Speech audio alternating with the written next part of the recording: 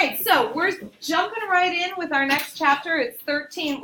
Our section is 13.1, but the chapter is also called vector valued functions. So this chapter is all about functions that are written in vector form. So our last chapter was kind of to familiarize ourselves with vectors. Towards the end of the last chapter, if you remember, we did graph some surfaces in 3 dimensions. Remember, like the, I don't know, hyperbolic, paraboloid kind of stuff, right? So those were called multivariable functions. You had functions with x's and y's and z's. Those will not be in this chapter. Those are actually down the road a little bit. This chapter, we're focusing on vector-valued functions. When you have a vector, there's just one input. Now, later on, we're going to do multivariable vector functions. Like we do build, right? You do vectors, you do vector functions, you do multivariable functions, then you do multivariable vector functions, and then you're like, you got the whole gamut. So anyway, so this chapter we're doing vector functions. So our input will always just be one parameter. Remember that vectors are really just parameterized sets of equations for x, y, and z. So usually an x of t, a y of t, a z of t, where your input is t. So anyway, that's all we're going to hit in this chapter, our vector valued functions. And today specifically, the main goal is just to learn limits and continuity with vector value and learn what a vector valued function is. Okay, so a vector valued function is a function where the output is a vector. So and I will tell you, like 99.9% of the time, when you're given a vector valued function, it's called R of t. So an R of t, which can be f of t, g of t, h of t, where f, g, and h are all they can be completely different functions, but all with the same input variable of t. And it doesn't have to be t, it could be theta or whatever, but anyway, normally it's t though. All right, so don't worry about what they look like yet. I'm gonna show you, we'll explore what they look like in just a moment. We're gonna learn a few little properties about vector valued functions first. So the first property we're gonna learn about vector valued functions is the domain of a vector valued function. So I have this beautiful vector valued function right here of cosine t, natural log of 4 minus t, and the square root of t plus 1. The domain of a vector valued function is the intersection of all the individual domains. By intersection, it means what they have in common. So personally, what I do when I have to state the domain of a vector valued function is I would write them out separate. The domain of cosine, the domain of the natural log, the domain of the root. Write out those 3 domains and then figure out what they have in common. If you have a hard time, you can put them on a number line and see where they cross over each other, which we might do too. But take a minute in your groups. I'm going to pause. I want you to take a minute or two, find each of these 3 domains, see if you can remember how, and then we'll see if we can find the domain of the whole thing. All right. Class, y equals cosine t. What's the domain of cosine? Negative. Yeah, all real numbers, right? Just a wave that goes on both directions forever. No poles, no asymptotes. Let's see. So there's my domain of cosine is negative infinity to infinity. All right, I heard the most discussion on the natural log. What do we know about the argument of a natural log, the guts? They have to be greater than 0, positive, right? So to find the domain of a natural log, you set the guts. Can they equal 0? No, because at 0 you have that vertical asymptote, right? Okay, so they have to be greater than 0. So in this case, you end up with t is less than 4, however you choose to solve for it, by either moving over the t or subtracting the 4, and then if you divide by the negative, remember you get a flip the arrow. So, all right, so the domain of our natural log is negative infinity to 4, not including the 4. All right, and the domain of the root. What do you know about the guts of the root? They have to be what? Greater than 0, can they equal 0? Yes, they can. You can have a square root of 0. Square root of 0 is just 0. So for the root, you get t plus 1 equals 0. Or t plus 1 must be greater than or equal to 0. So t must be greater than or equal to -1. Bum, bum, bum. I want to extend the page without showing the answer, but I'm just going to show the answer so that I can extend the page. Okay, so if I'm looking at this, if I know these three domains, if I can pick out the intersection, that's great. If you have trouble figuring out the intersection, just draw a quick number line and put your points on it. So negative infinity doesn't have points, but like, so have a 4 and have a -1. And then, so you can just draw your three domains. So cosine, that's just a solid line for the whole thing. Natural log, negative infinity to an open circle on 4. And then root t plus 1 is a closed circle on -1 this way. The domain that fits all three is where you have graph like all three lines, like bam, bam, bam, right? Then that's the intersection of the three domains. So what's our domain? -1 inclusive and then 4 exclusive. So -1 to 4. Any questions on domain? Okay. All right. Ooh, that's a lot of words. Okay. So we're going to learn how to graph a vector valued function. We're not going to graph these by hand unless you really want to. You can try. Vector valued functions. So here's the thing.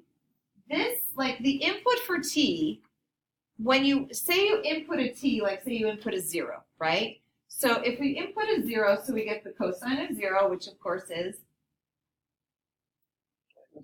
1, right? Okay. Then you get the natural log of 4, and you get 1, right? Square root of 1. So you get this vector 1 ln 4 1.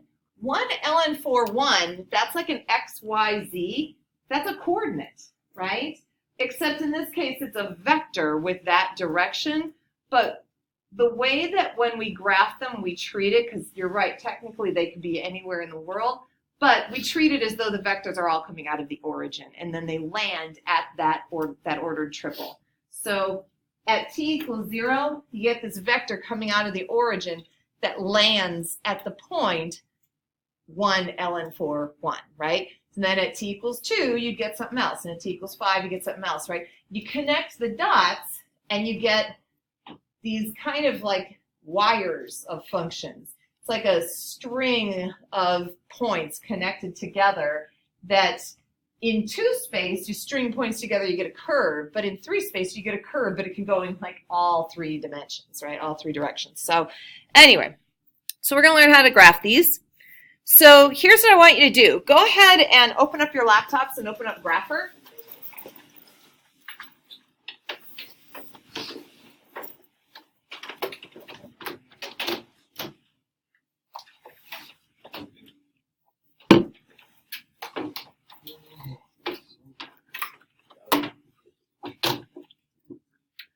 When you open up Grapher, go ahead and select 3D and choose a white background.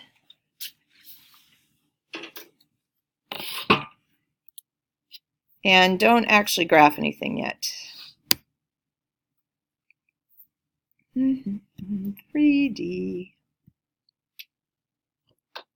Okay, is everyone at this point?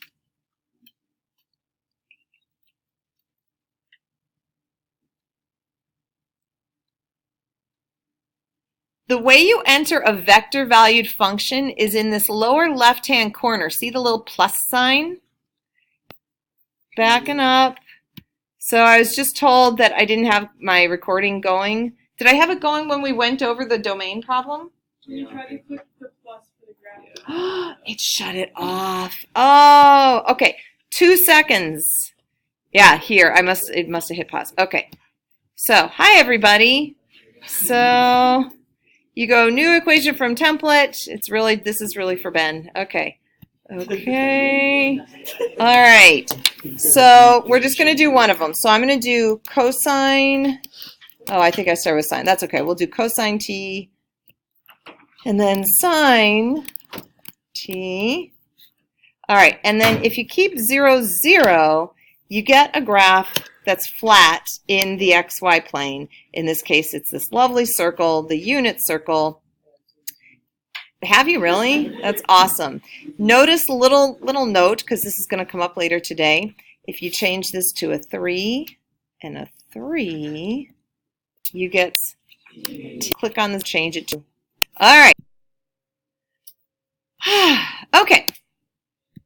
So when you need to write a plane curve as a vector valued function, it's really just how do you write it parametrically. The easiest way is to just let one of your variables equal t and then solve for the other variable in terms of t. So for this one, I think I let x, I just let x equals t, and then your y would be, you just plug in a t for x and solve for y. So there's your x, there's your y. If you wrote it as a vector valued function, you just put your x in the x spot and the y in the y spot, and you have your beautiful vector valued function, which would give you the exact same graph as the graph of 2x plus 3y equals 5. We're going to get into harder ones of these in a few minutes, but this is a nice simple one right now. Yes? Okay. Thank you. All right, so back to business. Limits. Okay, so it's our first time entering into calculus, where all we're doing today as far as calculus goes is limits and a little bit of continuity. Okay, so limits of vector valued functions are the exact same as limits of regular functions.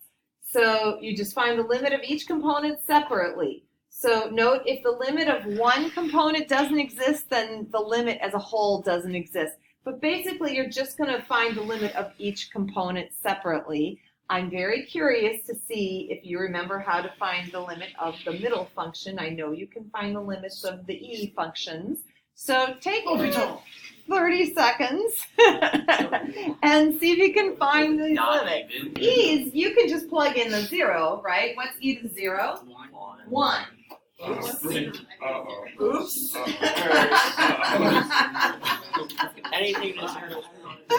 All right, good. So which covers us for e to the negative 0, which is also 1. Yeah. The trick is the limit as t approaches 0 sine t over t. I'm going to write down here before I show you the answer. Let's just review. Tomorrow's derivative day, but we'll do a tiny bit of L'Hopital today just for fun. So this equals the limit as t approaches 0 of the derivative of sine t is cosine t, and the derivative of t is 1.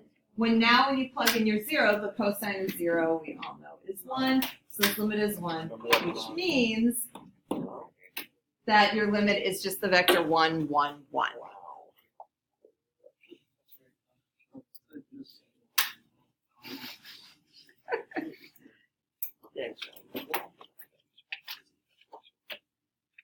All right. Last little thing that we need to do before we get into the fun stuff is continuity. You will not have to prove continuity or discontinuity. You just need to be able to kind of find the interval of continuity, which is essentially exactly the same as finding the domain. So when you are asked for the interval of continuity, the interval where the vector valued function is continuous, it is almost exactly the same as finding the domain. The only time it's different is if you have something funky like a piecewise function or something. So anyway, so for these, again, let's just practice, have some fun with domains. So take a moment, see if you can find the intervals where each of these components is continuous, and then find the intersection of those 3 intervals, and that would be the interval where the whole vector valued function is continuous. All right. So what is the interval where e to the negative t is continuous? All real numbers, right? E to any power is always positive. It's always continuous. Yes? But just to confirm, so continuity, doesn't that mean that the limit as it approaches the certain value exists and it equals the value of the derivative at that value? No, but you're close. You're thinking of continuity at a point, at one specific point. And the definition of continuity at a point is the limit exists, the function is defined, and they equal each other.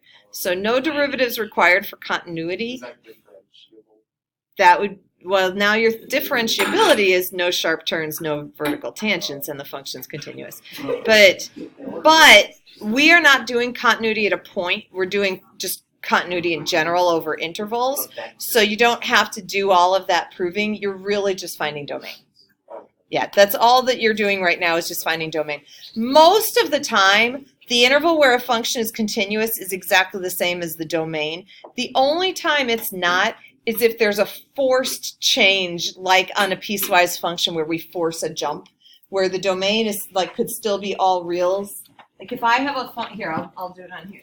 If I have a function that's piecewise, right, and I have some sort of a jump, the domain is all reals, but it's not continuous on all reals, right? But for functions that aren't piecewise, 99.9% of the time, the domain and the interval of continuity is the same. Okay, so natural log of t plus 5 has to be greater than 0, right? So t has to be greater than -5.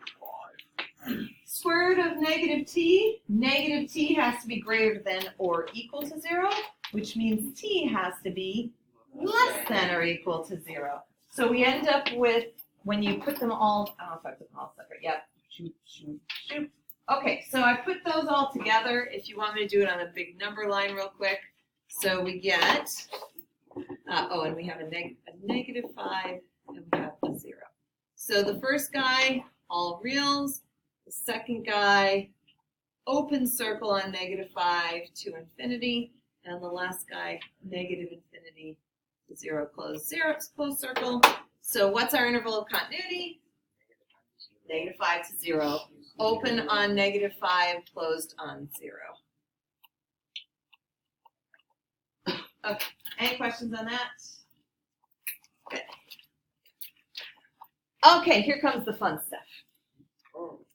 Now, I taught this last year. So this is my third time doing Calc 3 because I got to teach it first semester and then I got to teach it again second semester.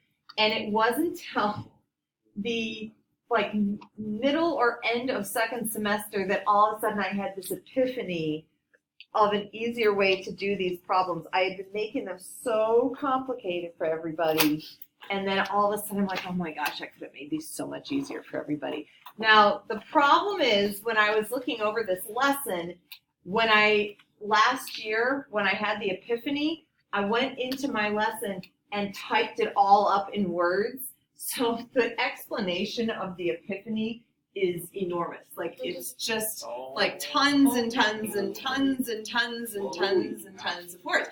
But so anyway, so I'm going to walk you through how to do this, and I might just try to push that stuff down somehow so that I can walk you through, or maybe I'll just kind of copy this problem and pull it down. Anyway, I think I'm going to copy this. Come on. Oh, do I have it all in my group? There we go. So let's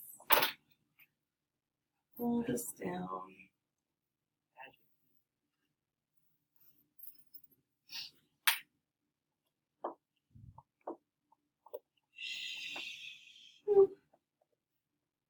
Yeah, there's more words. Oh. Yeah, I did a lot of soul searching during this problem. Okay. So anyway, so we're gonna just treat it like its own little separate problem. There we go.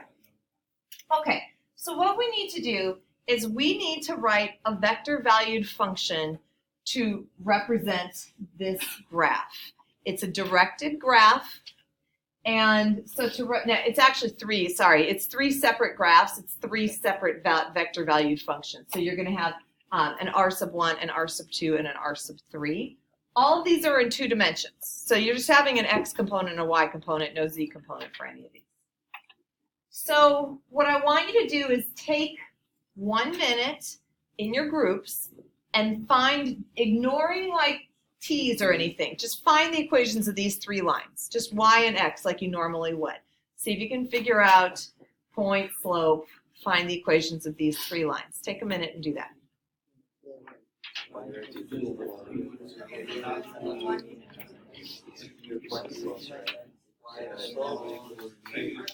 X minus like they use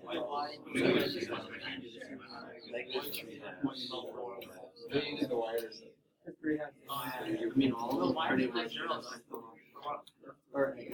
Negative 3 halves for this one. And then 3 halves on the other one. And then The first one, we did 3 halves. 3 halves to x plus 0. And then y would equal, it's just 0. It's So that's 0 halves. So no, your y.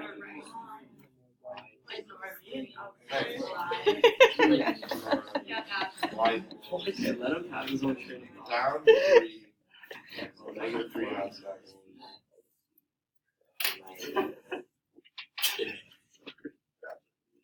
You got it? Yeah, I got it. Good. I had an epiphany. Lily, how about your group? Are you guys done? Yeah. Good? Okay. In the back, hey Nathan. How are you? Good. Can you see okay from way back there? Yeah. All right. How are you guys doing? Good. Did you find the equations of these three lines? I did it. All right. That's okay. All right. Well, then let's walk through. So for this first one, the slope, you see 2 and 3 and you want to say 2/3, but it's not. That's like, remember your x and your y, right? So we're going over 2 up 3. Slope is y over x, so it's up 3 over 2. So it's y equals 3 halves x, right? Okay. So, and then it's plus 0 because we're just going through the origin. So this guy would be y equals 3 halves x. This guy, same thing except it's y equals what? Negative 3 halves x because it's going down. And then this guy, Ian, is a horizontal line, and what's that equation? Y equals 3. Well done. Okay. So if we were going to write our 3 vector valued functions, so our R sub 1, so our first equation, we'll consider like this line will be the first, we'll call that the first line. So if we let our x be t, then our y is 3 halves t. Our R sub 2, our x can be t. What's our y going to be? Just 3. Doesn't matter what the t is, the y is 3. And our R sub 3, whoops, I wrote 3, 3 sub r. R sub 3, so we've got t and then negative 3 halves t. All right, we're getting there. We have 3 vector valued functions. We have a couple of issues with this. So what is the first problem if I just said, hey, graph each of these? What would be the problem? Yes, these graphs would go on forever, right? I didn't restrict the values of t. So I need, in order to generate this shape, I have to restrict the t's. So, okay. So for my first graph, this is valid for, what would be the starting value of t that this works for? 0. T in 0 to, and then, so the initial t is 0, and then it ends at t equals 2, right? You just look at your x value. T is x, right? Okay. This guy, negative 2 to 2. And this last guy, negative 2 to 0. All right, we're close, but we still have some problems. Rishi, do you see a problem? What's the problem? Yes, the second vector is in the wrong direction, right? We can't go from negative 2 to 2. In order to generate that, we'd have to go from 2 to negative 2, but we can't go from 2 to negative 2. There's no such thing. We have to go from low to high. So we have to reverse the direction somehow using those equations. Now, there was another instruction in this problem that I didn't tell you guys about that I'm going to tell you about now. Trickery. Okay, the other instruction was you had to assume that every vector valued function started at t equals 0. There's a reason that we want to learn how to do this starting at t equals 0 that we won't learn today, the reason, or tomorrow, or probably for like the next month and a half, but it's still a good reason.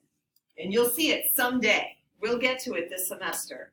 But anyway, so how do we force all these intervals to start at 0 and still spit out the vectors in the right directions, right? So, well, the first one is great. We don't have to do anything, right? This one, like, we're all happy. Okay, so this one we're done. This guy, we need to shift our interval and we have to reverse the direction. So how do we shift and reverse? So normally when we shift, I would change my t to like a t minus 2. When you shift to the right, you do like the opposite thing to your, I know it feels wrong to subtract 2 to go to the right, but it works. So anyway, so if I do a t minus 2, right, so if my t is 0, I would spit out a negative 2, right?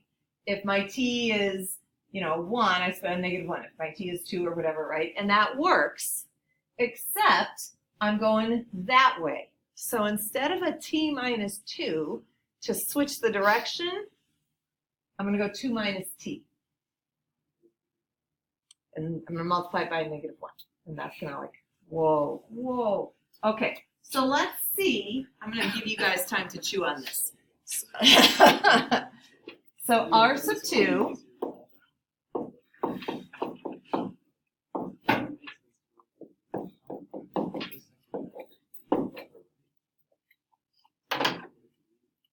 All right, so if I plug in, and just hear me out, it's okay. Don't freak out. This is the very first one that we're ever doing, right? We'll do lots more. If I plug in a 0, what do I get out? 2. So if I plug in a 0 for t, which is where I need to start at, t equals 0, I get out the point, or the vector, 2, 3, which is where I want to start. If I plug in a 4, I get 2 minus 4, which is negative 2, 3. And that's where I want to end.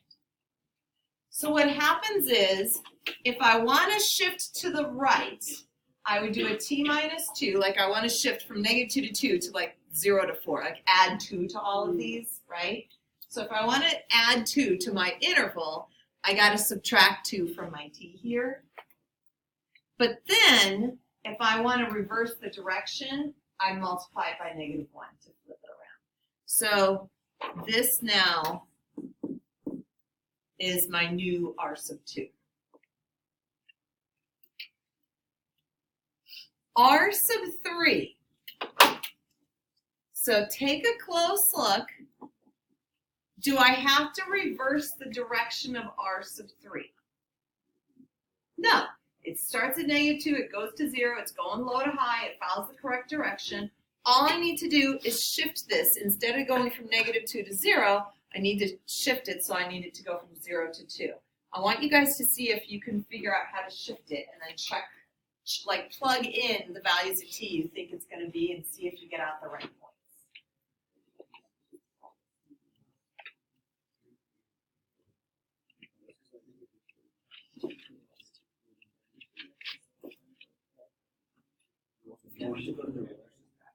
So for our r sub 3, so we wanted to shift the t, so they went from 0 to 2 instead of negative 2 to 0. So what did you put in here instead of t? T minus 2. T minus 2. And then this t also has to change to a t minus 2 because it's got to match your x. Yes. So if we plug in a 0, we get the point negative 2 and then negative 2 times negative 3 halves, which is positive 3. Negative 2, 3. We have the right starting point, right? If we plug in a 2, we get 0, 0, which is the correct ending point. We're good. I always mentally plug in my endpoints just to make sure that I match. All right, so our final answer is this guy, and then these two.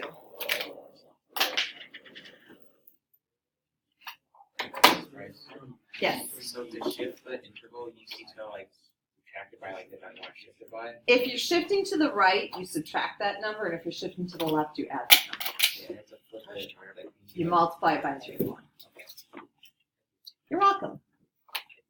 Yes, Jeff. So the reason that the R2 is 2 minus t and not t minus 2 is because you also have to reverse the direction. That is exactly right. So you just multiply by negative 1. Correct. All right. Whoa, whoa, the hands are up. Okay, yes, Mom. So if I looked at this one right here, T3, I went from negative 2 to 2, which means I would be starting at the point negative 2, 3 and ending at the point positive 2, 3. But when you look at the picture, we don't want to start here and end here. We want to start here and end here. So we had to reverse it. Good question. Yes, Tajay. So if you're shifting to the right, you subtract, and if you're shifting to the left, you add. That is correct.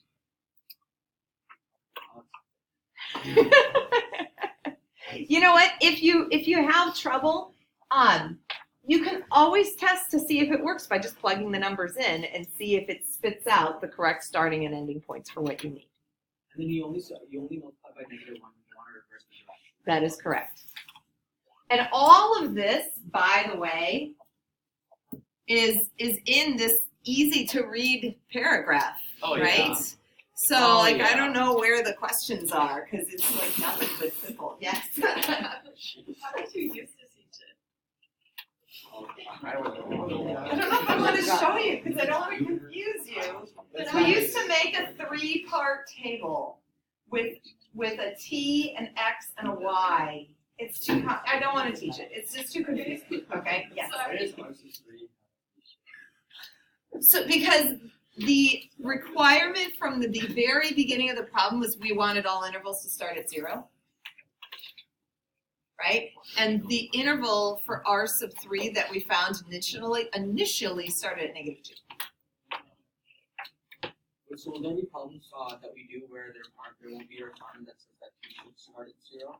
There will be some problems where I'm going to make you do it sequentially. Like this one has to start where this one left off, right? That kind of, yeah, they're fun, right? Yeah. For example, okay, so a little bit more practice. So, Jack, are you okay? Okay, for time's sake, we're not going to have time to do all 3, but, so let's skip A because we just spent a lot of time doing lines. So let's take a minute and see if we can do B and C. What? Okay, so. Power down. So for B, we're going to have 3 different equations. There's 3 different graphs. You have 2 lines and that cute little eighth of a circle thing, right? Pi piece. So see if you can figure out how to write the equations for the 2 lines and that little eighth of a circle pi piece.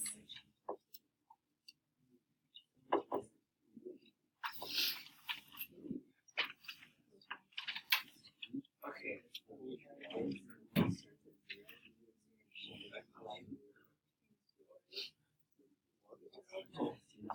I always start by just writing them as easy as I can make them.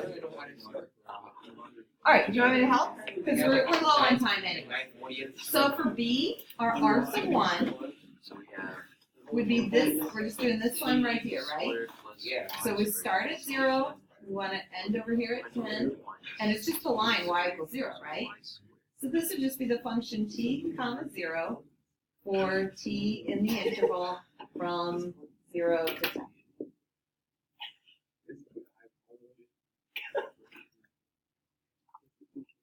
I don't even know. Now, the eighth of a circle, there are two ways to go. One way is to let your r sub 2 be t, and then when you solve for y, since it's positive, you only need the positive square root of 100 minus t squared. So that's one way, and that works just fine, right? So for our r sub 2, you can have t, and then the square root of 100 minus t squared, and this would be for t in the interval. So this is going 0 to, now let's see, we would want, let's see, if I plug in a 0, I get, well, I gotta figure out this point, so we have a radius of 10. So much easier to do it with trig. I'm about to show you the trig Just method. eyeball on it. Looks like a 6-8. This would just be 10, let's see. So if that's 10, That's looking like a 6. this is 10, right? So this would be 10 over root 2, 10 over root 2. So your t would be 10 over root 2 to 0, right? Because at 0 you get 10. Yeah. So, Wait, what? I think you Where should did that come from? okay. Because this is the radius, right? This has a length of 10, 45-degree angle, x root 2. So just divide by root 2, 10 over root 2, 10 over root 2. Oh, that's not Okay, there's a much easier way for the middle one. Thank you. All right, but first let's just do the last one real quick. Oh, Well, I erased the line. Because you colored them on. Oh, I colored it on because it was a curve. Okay, so there we go. All right, so for this last line, so if this is the point 10 over root 2, 10 over root 2, just think the slope is just 1, right? So it's just r sub 3 equals t, and then it's just y equals t, right? T, and it would be from 0 to 10 over 2. Okay. Now, that's kind of ugly.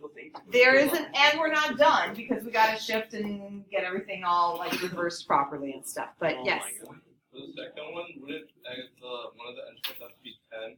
So the point is 10, 0. Ooh, yes. So it wouldn't be 0. It would be 10 to 10, 10 over root 2 to 10. Thank you. This is why I need to just pull up my answer. Oh, yeah. Yep. Okay. Thank you. All right. Very confusing. If you have to write a portion of a circle, we learned something when we were graphing today. What vector value function gives you a circle? Sine and cosine, right? Now, I like to do cosine sine because we're used to our x being the cosine part and the y being the sine part. So personally, I would just do a cosine sine, but we want a radius of 10, so we would do 10 cosine t, 10 sine t, and then your t could be the angle from 0 to 45 degrees. So much easier to do circles in trig. So where is my whole, oh, that's A. Okay, so, there's my, so there's my B. So the first equation is easy, first equation is done. So second equation was really confusing. Ooh, I don't even know if that's right. Oh, that's me flipping it around and doing all that stuff. We'll do that later. But it's so much easier if you can just write your circles in trig form, because then they're cleaner and it's so much easier to be done. So just get in the habit, cosine sine, the coefficient in front is the radius of the circle. Yes. Is 10 like supposed to be the magnitude of It's the radius of the circle. If you don't have a number in front, it's a unit circle. Anything else just multiplies it out, right? And then the last one is a line. We're so going to end the lesson in just a moment. So this last one, TT. We'll never get through. The last one, TT, I have to reverse the direction. So just go negative T, and then you've got the correct direction from 0 to 10. Okay. All right, guys. It's not anything you have to do tonight. It's just for for your own learning. Okay. Okay. So that's it. Fun, easy peasy lesson. Oh yeah. Oh yeah. Actually, tonight it's really just vector valued functions, a little bit of graph, and their limits of continuity. So.